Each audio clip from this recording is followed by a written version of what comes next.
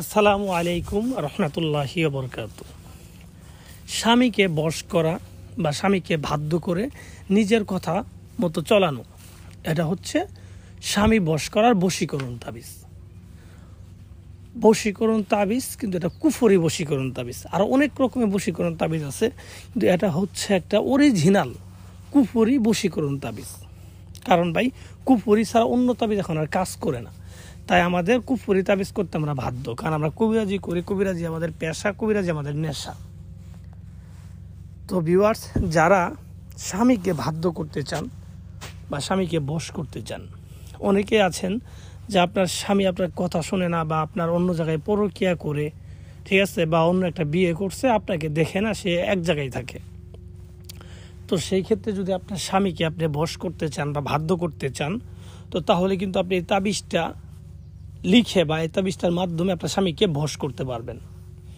বশ বলতে এরকম বশ হয়ে যাবে যে আপনার স্বামীকে আপনি যা বলবেন তাই শুনবে, আপনার কথা মতোই চলবে, ঠিক আছে। আপনি উঠতে করলে উঠবে, বসতে বললে বসবে। আর এটা পরীক্ষিত, 100% পরীক্ষিত। আর এটা যে শুধু স্বামীর ক্ষেত্রে হবে এরকম কথা বলি নেই। এটা একটা ছেলের ক্ষেত্রে করা যাবে, একটা মেয়ের ক্ষেত্রে করা যাবে, স্ত্রীর ক্ষেত্রে করা যাবে, স্বামীর ক্ষেত্রেও করা যাবে। কারণ এটা কুফরি বিদ্যা, এটা আলাদা কোনো বৈশিষ্ট্য নাই। কুফরি বিদ্যা, বশীকরণ, কুফরি বিদ্যা এটা সবার ক্ষেত্রে কাজ করবে। যে কোনো বয়সী মানুষের ক্ষেত্রে এটা কাজ করবে 100%। তো ভিউয়ার্স, যারা এই স্বামীকে বশ করার জন্য বা স্ত্রীকে বশ করার জন্য বিভিন্ন কবিরাস্থান থেকে যাইতে যাইতে অনেক টাকা পয়সা নষ্ট করে ফেলছেন, আপনাকে বিভিন্ন কিছু বুঝাইছে যে এইভাবে করা লাগবে, এইভাবে করা লাগবে, এইভাবে করা লাগবে, ঠিক আছে, এইভাবে করছেন, আপনি কিন্তু কোনো কাজ হয় নাই। বা নিজেও অনেক তাবিজ কবজ লিখছেন ইউটিউবে দেখে বা বিভিন্ন বই থেকে দেখে, কিন্তু কোনো কাজ হয় নাই। এর কারণ হচ্ছে বশীকরণ তাবিজগুলো খুবই কঠিন তাবিজ। আর প্রত্যেকটা তাবিজের মূল মন্ত্র হচ্ছে তাবিজের নিয়ম, তাবিজের রুলস। প্রত্যেকটা রুলস মেনে মেনে তাবিজের কাজ করতে হবে। আপনি যদি একটা নিয়ম যদি অমান্য করেন, তাহলে আপনার কাজ হবে না। কারণ তাবিজের ভিতরে কিছু এক্সট্রা ঢুকানো যাবে না, আবার কিছু কমানোও যাবে না। যতটুকু বলা আছে অতটুকুই করতে হবে। তো আপনি যাদের কাছে গেছেন তাবিজ করতে, তারা নিজেরা এই নিয়মটা জানে কিনা তাতে সন্দেহ আছে, আপনারা কি করে দিবে।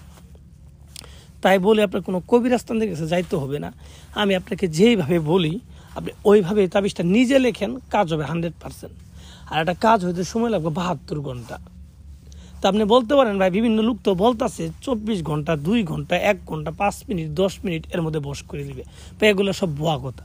কারণ একটা তাবিজ করতে গেলেও তো আপনার একদিন সময় লাগবে। একদিন সময় লাগবে এই তাবিজটা করার পরে, 2 দিন সময় লাগবে এই তাবিজটার প্রভাব ফলতে। তারপরে স্যার আপনার কাজ দেখা দিবে। তো আপনাকে 5 মিনিটে কেমনে করে দিবে? নাকি তাবিজ লেখা লাগবে না?